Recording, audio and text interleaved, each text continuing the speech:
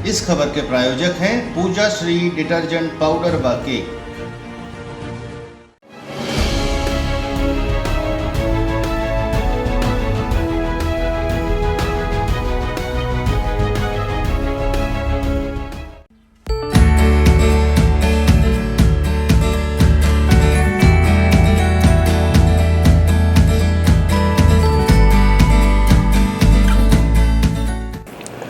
नमस्कार, मैं हूं केशव तिवारी और अलग अंदाज में ही रहती हैं खबरें हमारी। वैसे तो लोकतंत्र में विधायक बनना भी बड़ी बात है, लेकिन विधायक बन जाने के बाद मंत्री बनना और बड़ी बात है। निश्चित तौर पर जब किसी प्रदेश या देश में किसी को मंत्री बनाया जाता है तो उसके अंदर कुछ विशेष योग्यता देखी जाती है, जिसके चलते उसे मंत्री बनाया जाता है। या कुछ नेता ऐसे भी होते हैं जो चापलूसी के दम पर मंत्री बन जाते हैं। जो नेता मंत्री बनते हैं उनके क्षेत्र के लोगों की अपेक्षाएं भी बढ़ जाती हैं। अब यह अलग बात है कि ये मंत्री क्षेत्रीय जनता की अपेक्षाओं पर खरे नहीं उतरते। जब मंत्री क्षेत्रीय जनता की अपेक्षाओं पर खरे नहीं उतरते तो जनता उन्हें इस लायक नहीं छोड़ती कि वे विधायक या सांसद भी बन सकें। और जब कोई नेता विधायक नहीं बनेगा तो निश्चित तौर पर उसे मंत्री बनने का मौका नहीं मिलेगा।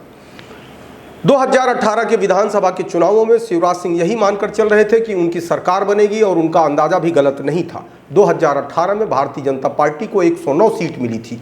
116 सीट की जरूरत थी। यदि 7 सीट और मिल जाती तो भारतीय जनता पार्टी की सरकार बन जाती, लेकिन ऐसा नहीं हो पाया। शिवराज सिंह की रणनीति पूरी तरह से चाक चौबंद थी, लेकिन शिवराज सिंह को इस बात का अंदाजा नहीं था कि उनके मंत्रिमंडल के 13 मंत्री चुनावी मैदान में धूल चाट लेंगे। 2018 के चुनाव में जिन मंत्रियों ने धूल चाटी थी वो कोई सामान्य लोग नहीं थे। शिवराज सिंह मंत्रिमंडल के बड़े बड़े चेहरे थे, मंचों से बड़ी बड़ी बातें करते थे, भाषण जब देते थे तो ऐसा लगता था झरना बह रहा है। लेकिन जब चुनाव परिणाम आए 13 मंत्रियों के पांव के नीचे से जमीन खिसक गई। इन 13 मंत्रियों में सबसे बड़ा नाम था जयंत मलैया। जयंत मलैया शिवराज सिंह की सरकार में वित्त मंत्री थे, और अगर किसी सरकार का वित्त मंत्री ही चुनाव हार जाए तो अपने आप में बड़ी बात होती है। वैसे यदि मंत्रिमंडल का चयन करते वक्त प्रभावशाली व्यक्तियों का चयन किया जाए तो कोई भी मंत्री 2-4-10 विधानसभा जिताने की हैसियत रखता है।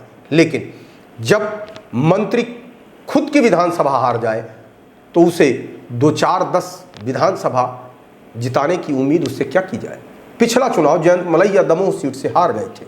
2018 में हारने वाले दूसरे बड़े मंत्री का नाम है उमाशंकर गुप्ता। उमाशंकर गुप्ता भोपाल के रहने वाले हैं। उमाशंकर गुप्ता पूरे प्रदेश के अंदर वैश्य महासम्मेलन के रुस्तमे हिंद है, सब कुछ वही है।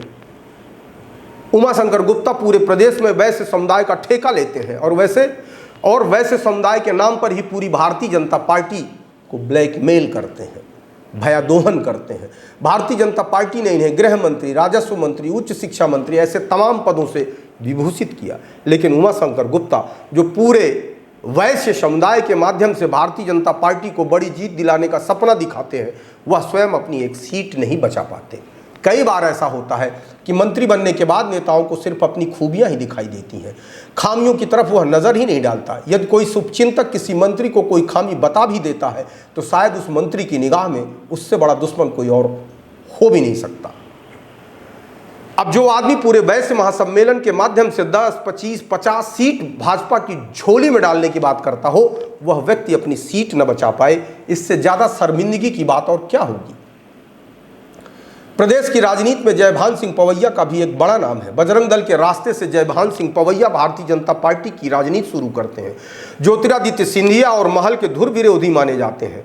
मंचों से धारा प्रवाह भाषण देने की कला में वे सिद्धहस्त हैं। हिंदूवादी नेता के रूप में देश में उन्हें ख्याति मिल चुकी है। लेकिन कई बार ऐसा होता है कि कुछ लोग प्रदेश और देश का नेता बनने की चक्कर में एक विधानसभा का नेता भी नहीं बन पाते। जिस नेता ने जमीन छोड़कर ऊंची उड़ान भरने की कोशिश की उसका हश्र सिर्फ हार ही होता है, और जयभान सिंह पवैया के साथ भी यही हुआ। चौथे हारने वाले मंत्री के रूप में हम अर्चना चिटनिस के बारे में बताना चाहेंगे। प्रायः नेता कार्यकर्ताओं की मेहनत मशक्कत के दम पर विधायक बनता है, लेकिन जैसे ही विधायक और मंत्री बन जाता है उसे बहुत से कार्यकर्ता भूल जाते हैं और वह दलालों से घिर जाता है। अर्चना चिटनिस जब शिक्षा मंत्री थी और सतना आती थी तो उन्हें भारतीय जनता पार्टी के कार्यकर्ताओं से ज्यादा शिक्षा माफिया सिद्धमुनि मिश्रा बहुत अच्छे लगा करते थे। जब कोई नेता दलालों से घिर जाता है तो कार्यकर्ताओं से दूरी बनाने लगता है। और अर्चना चिटनिस के साथ यही हुआ, जिसके चलते मंत्री रहते हुए अर्चना चिटनिस हार गई। जबकि अर्चना चिटनिस भी मध्य प्रदेश की राजनीति में एक बड़ा नाम है। अर्चना विधानसभा के अध्यक्ष रहे बृजमोहन मिश्र की बेटी है। उसके बावजूद भी वह अपनी राजनीतिक विरासत संभाल नहीं पाई। अगले मंत्री के रूप में हम दीपक जोशी का भी नाम ले रहे हैं। दीपक जोशी मध्य प्रदेश के पूर्व मुख्यमंत्री, भारतीय जनता पार्टी के संस्थापक कैलाश जोशी के पुत्र हैं। दीपक जोशी के ऊपर भ्रष्टाचार और रिश्वतखोरी के आरोप तो नहीं थे, बावजूद इसके कहीं न कहीं दीपक जोशी क्षेत्र की जनता की अपेक्षाओं पर खरे नहीं उतरे और एक साधारण से नेता ने उन्हें चुनाव हरा दिया। हालांकि आज की तारीख में दीपक जोशी भारतीय जनता पार्टी में अपनी उपेक्षा को लेकर भारतीय जनता पार्टी छोड़ चुके हैं और कांग्रेस पार्टी की सदस्यता ले चुके हैं और अब उनका नाता भारतीय जनता पार्टी से नहीं रहा। हारने वाले अगले मंत्री के रूप में हम ओम प्रकाश धुर्वे का नाम ले रहे हैं, जो शिवराज सिंह के मंत्रिमंडल में खाद्य मंत्री थे। कुछ दिनों तक ओम प्रकाश धुर्वे सतना जिले के प्रभारी जिला मंत्री रहे। इनकी भाषा इतनी सख्त होती थी, इनका कार्य व्यवहार इतना सख्त होता था कि सतना जिले के अधिकारी इनसे कांपते थे। निश्चित तौर पर अपनी इसी सख्त भाषा के चलते इन्होंने अपने कार्यकर्ताओं का समर्थन भी खो दिया होगा, जिसकी वजह से इनकी हार हुई। अगले मंत्री के रूप में हम रुस्तम सिंह का नाम ले रहे हैं। रुस्तम सिंह आईपीएस अधिकारी थे। अधिकारी होने के बाद भी रुस्तम सिंह चुनाव तो जीते, लेकिन राजनीति में अधिकारी वाला रवैया जनता को पसंद नहीं आता। रुस्तम सिंह के इसी रवैये ने उन्हें चुनाव हरा दिया। इसके अलावा मंत्री रहते हुए ललिता यादव, जो छतरपुर की विधायक थी, जबलपुर के शरद जैन भी मंत्री रहते हुए चुनाव हारे। अतर सिंह आर्य और लाल सिंह आर्य भी मध्य प्रदेश के बड़े नाम थे और मंत्री रहते हुए चुनाव हार गए। किसी ने सच ही कहा है कि नाम के सहारे चुनाव नहीं जीता जा सकता, काम के सहारे चुनाव जीता जाता है।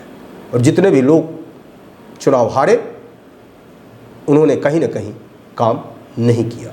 चुनाव हारने वाले मंत्रियों में नारायण सिंह कुशवाहा और बालकृष्ण पाटीदार का भी नाम आता है।